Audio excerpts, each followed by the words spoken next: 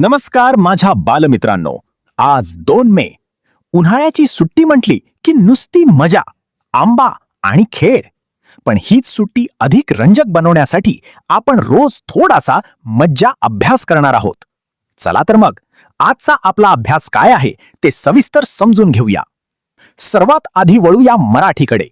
मित्रांनो, आज तुम्हाला थोडे लेखक बनायचे आहे. बाहेर खूप ऊन आहे ना, मग कल्पना करा की तुम्ही स्वतः उन्हाळ्याची एक दुपार आहात. आजूबाजूला काय सुरू आहे, पक्षी कुठे बसलेत, मुले काय करतायत, हे सर्व दुपारचे मनोगत म्हणून 10 ते 15 ओळींत वहीत लिहा.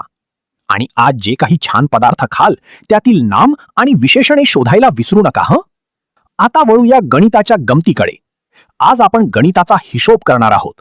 समजा आईने तुम्हाला 100 रुपये दिले आणि तुम्ही 5 रुपयांची 5 बिस्किट पुडे आणि 10 रुपयांची 2 पेनं आणली, तर दुकानदार तुम्हाला किती रुपये परत देईल याचा नीट हिशोब वहीत मांडा. तसेच आज पाढे लिहिताना थोडे वेगळे करूया. आज 13 ते 20 पर्यंतचे पाढे सरळ न लिहिता उलट क्रमाने लिहा. बघूया कोणाची गाडी रिव्हर्स गिअरमध्ये जोरात धावते ते.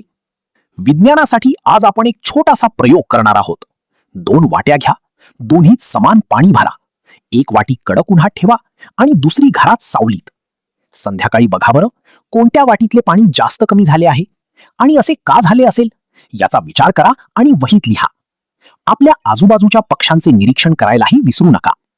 शेवटी भूगोल. आज भारताचा नकाशा आपल्या डोळ्यासमोर आणा आणि बघा बरं, आपल्या महाराष्ट्र राज्याच्या शेजारी कोणकोणती राज्ये आहेत त्या राज्यांची नावे आपल्या वहीत सुंदर अक्षरात लिहा. आणि हो, पाण्याचे महत्त्व ओळखून ते वाचवण्यासाठी तुम्ही कोणते 2 उपाय कराल तेही नक्की सांगा. तर मित्रांनो, आजचा हा अभ्यास खेळत हसत पूर्ण करा.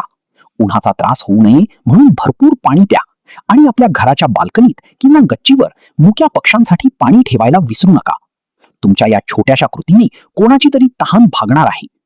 चला तर मग अभ्यासाला लागा. उद्या पुन्हा भेटूया अशाच एका मजेशीर उपक्रमासह. तोपर्यंत काळजी घ्या आणि शिकत राहा. धन्यवाद.